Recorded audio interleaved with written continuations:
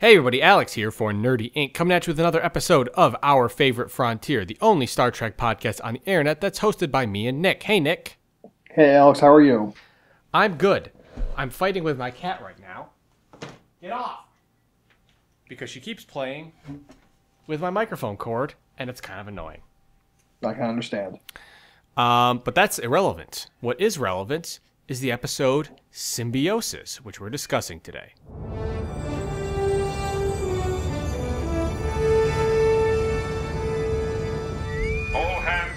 The captain. As you may know, the sun in the Delos system is undergoing large-scale magnetic field changes, producing violent, gigantic flares. Now, we shall be studying this star at close range, even though we shall be running with full deflectors. The closeness of this event and its severity will create problems. Intense magnetic fields have a disruptive effect on electrical systems.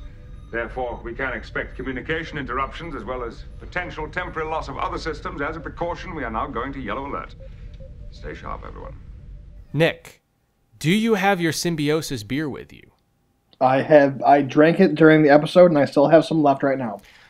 Do you think that beer has fucking anything to do with this episode? Like if you had to choose one episode to make a beer out of all the ones we've watched so far, this is the one they did?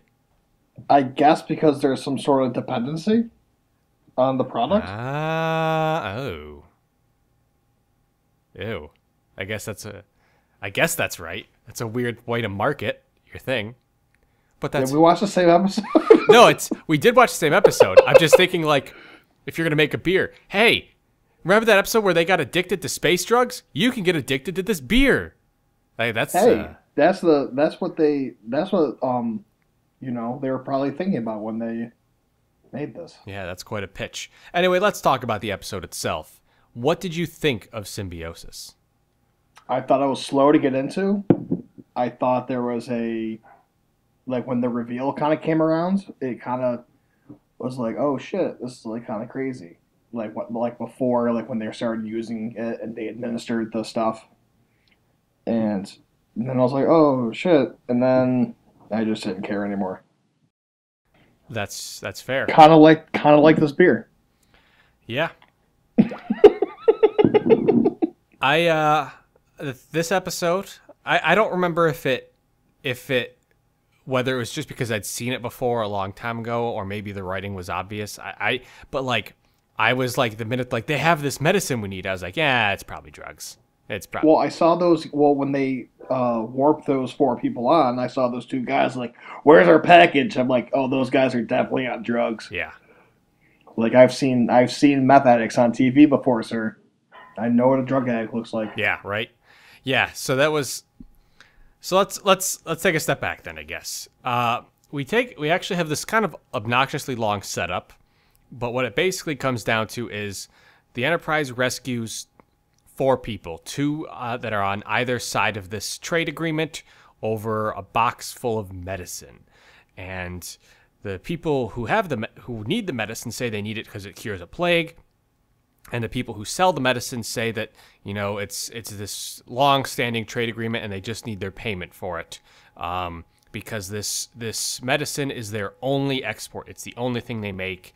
And the other people, the Onarans, will pay them to every other facet of life, food, clothing, everything, in exchange for just this medicine. And that's basically our setup for the episode. And before we dig in too hard, I want to say fun fact: Tajan, one of the 2 scruffy Onarans, meth heads, one of the meth heads, is Merritt Buttrick, who played Captain Kirk's son in Star Trek II, The Wrath of Khan, and Star Trek III, The Search for Spock. How fun. And the other guy, his name is Sobi, is played by Judson Scott, who played a generic one of Khan's henchmen in Star Trek II.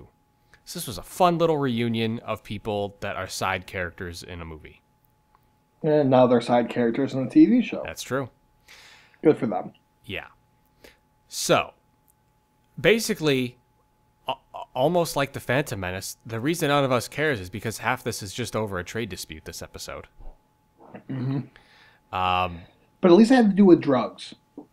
Yeah, so I think drugs are entertaining for our youth. That's my favorite thing about this episode is, they wrote the script and they said, hey Gene, you made an episode about drugs, right? And he's like, yeah. It's like, shouldn't you tell the kids at home that drugs are bad? And he's like, oh, shit, you're right. And so and then Yar goes on that spiel. Yeah, they just like cram in this 2-minute thing. Like, let's explain to Wesley what drugs are. And wait, I love that Data just like kind of shrugs off in confusion when the conversation's over. I mean, and Yar is a party girl. She just is. You just know it, and she just pretty much let the cat out of the bag on that one because she got really into that whole anti-drug speech. She got really into it, but she had that twinkle in her eye when she said that drugs make you feel good. She remembers. Yeah, she's like, I know. Back in those days, drugs. This is a weird episode.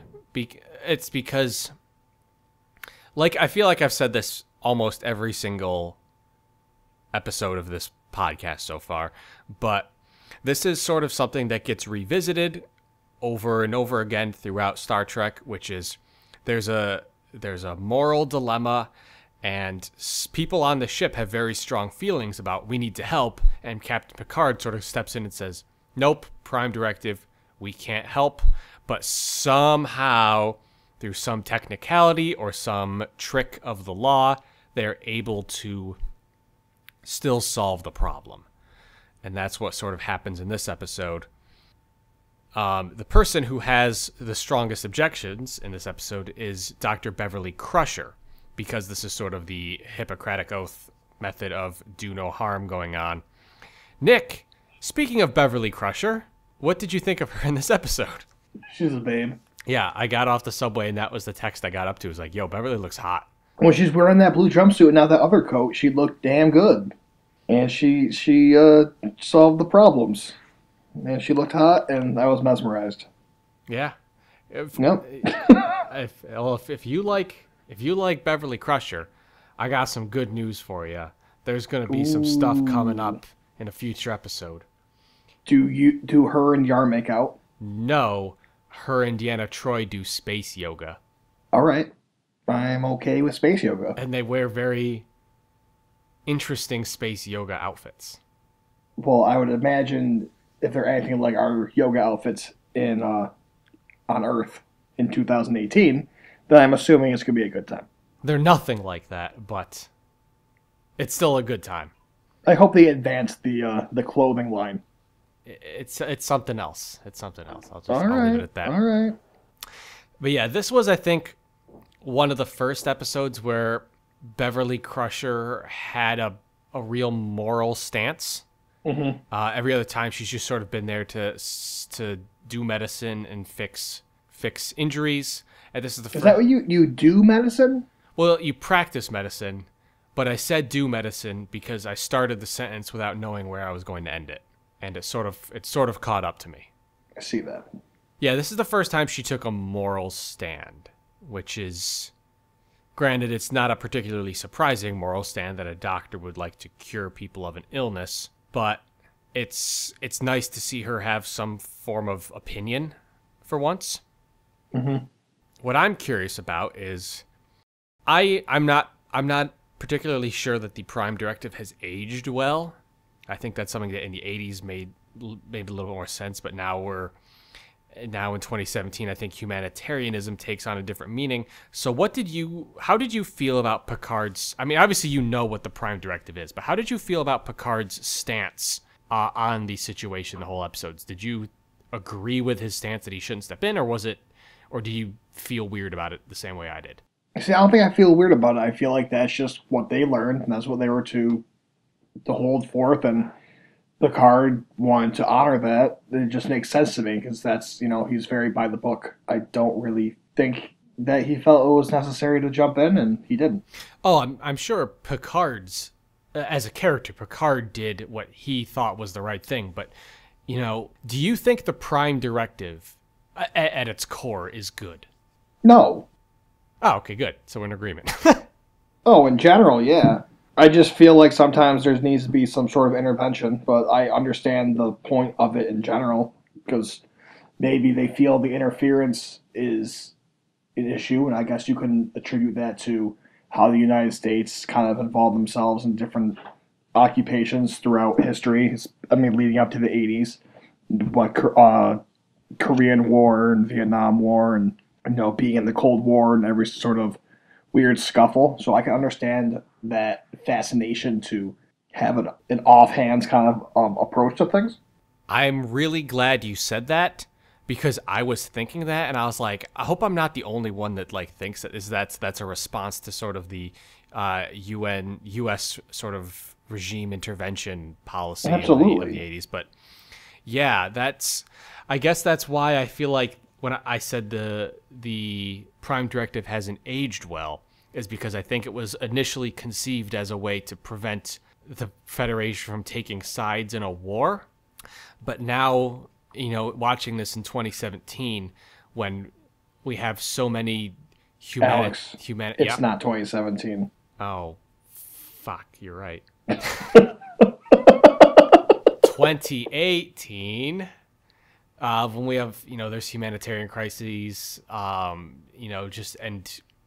just a general insane disparity of not only income, but just, the scarcity of resources in some countries and not. I think it sort of sits weirder to you now when in 2018. And so I'm really glad you came to that conclusion independently of me, because I felt I was sitting there the whole time thinking like, I wonder if this is the reason why I feel this way. And it turns out we agree. No, it makes complete sense. That's why the Prime Directive is even considered. Because he's thinking of a society where they don't have to deal with the same sort of clashes that we deal with. So I'm assuming the Prime Directive was founded within some sort of thing going wrong on Earth or in the galaxy. Mm-hmm. So they're like, all right, that's enough. We gotta stop doing this kind of treatment to other societies and kind of just let everyone just be. We can be there as a guiding force, but we cannot be there to make decisions, because that's what would become. The Federation would be taking over all these planets, and they would really be the Federation's planet and not their own unique identity. Mm-hmm. So I'm gonna ask you this now, not because it particularly relates to this episode, but because I'm looking at the future episodes, and we're gonna have a whole bunch of different crap going on in the future. So now we're winding down season 1. How do you think the crew, the dynamics of the crew from Picard to Yar to everyone, where do you place them? Because I know obviously we had the initial statement about Riker being the pseudo captain. Picard, I think, has come a little bit more captainy, but how do you, Mm-hmm. Let's just go over the dynamics of the ship and how do you. Well, let's talk about just this episode. I feel like no one was really utilized besides Beverly and John. I felt like there are other characters there, but no one really did anything. Mm-hmm. I mean, you don't even have Georgie or Worf even talking in this episode. Data has the only appearance to just kind of announce things are happening. Mm-hmm. Wesley is there to get a weird drug lecture from Yar, and that's the only thing that she does. So, I mean, seeing this episode, you can't really gauge anything, but I still kind of feel like some characters are closer together than others. Mm-hmm. I still feel like some characters aren't even in the same realm of, like, you wouldn't even know it's the same show. Because I feel like there's been a few episodes where, like, Georgie and Data are doing something, and Yar has nothing to do with it, or Deanna Troi has nothing to do with it, and it's kind of, like, weird, because I don't even see, like, Deanna Troi or Yar on the same show, because you never really see them interact. Mm-hmm. It's like we're watching every episode. Seems like I'm watching a different show at some points. That's fair. I'm really curious how, because I was just I know, for example, because as I mentioned, I'm editing this on a pretty significant delay. There's like a 10 episode delay from when we're recording and when I'm editing, and so I know that you initially were not a fan of Data, and now you enjoy the Data. I love Data. I know Picard was very not. he was doing less operational captain-y stuff, and Riker was doing it all, but now Picard is taking a little bit more of a front seat. And Riker is acting more of what I would expect from his character. Mm-hmm. Geordi is still kind of in my opinion. He's just kind of like what do you consider Geordi's role on the ship right now? He's a lieutenant. But like, what does he do? He kind of just does what they need him to do at the time. Yeah. So he's just a convenience man. They had the star power of having him on the show, and they still don't really know what they're utilizing him for yet. Yeah, that's 100%. They're just like, okay, we're paying this LeVar Burton money. Might as well utilize that asset we have, but they're not really sure what they need him to do. Yeah. There's a very specific reason why I'm asking you now about the crew dynamics, in case it's a weird... Because I'm assuming they all change. They all change, yes. Some things change sooner than others. Well, I know that early on I kind of got exposed as like something's going to happen. Like not exact word for words, but I know something's happening at the end of the season. Mm-hmm. Or the beginning of the next season. So I know there's something going to change. I just don't know what it's going to be. There's there's 2 to 3 things that are going to change. All right. And I'm very excited for them because I hate the way everything is right now. Well, I'm taking your word for it. Yeah. So overall, this episode was fairly straightforward. In fact, so straightforward that the drug message was beaten over our heads like a Klingon bat'leth. Subtlety was not in this episode. Overall, there was sort of a clunky but functional moral dilemma here, and Picard, that sly dog, still found a way to solve the problem. And I'm looking at it right now. This episode was influenced by co-executive producer Maurice Hurley's recent work on Miami Vice, and was intended to have Enterprise come across a drug deal in process, and he was responsible for a Just Say No style drug speech by Tasha Yar, which came from objections from the cast. Probably because the cast knew it was fucking terrible. I wasn't sure if I was watching Masters of the Universe or I was watching Star Trek with all the lessons being learned. Yeah. So, overall, I hope you enjoy that beer. I hope this episode made the beer worth it. The beer is done. I just finished it. Great.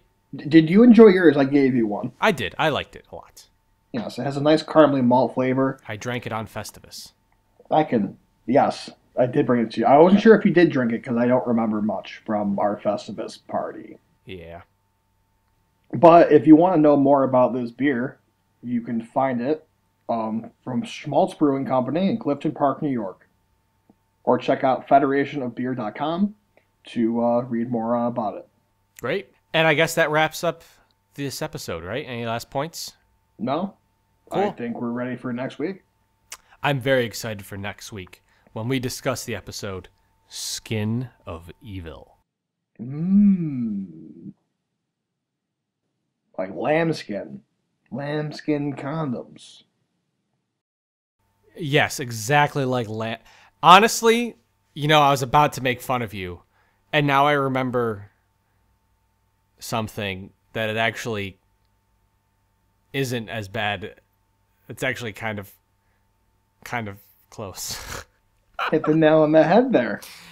You didn't hit the nail on the head, which was another accidental innuendo, but Oh God. You got close. All right. Well, we'll see you next week, though. We will see you next week. Thanks for joining. Bye-bye. Our Favorite Frontier is hosted by Alex Russo and Nick Caladona, edited by Alex Russo, and produced by Nerdy Inc. Be sure to follow us on YouTube to catch all of our videos, as well as like us on Facebook, Twitter, and whatever other social media we have.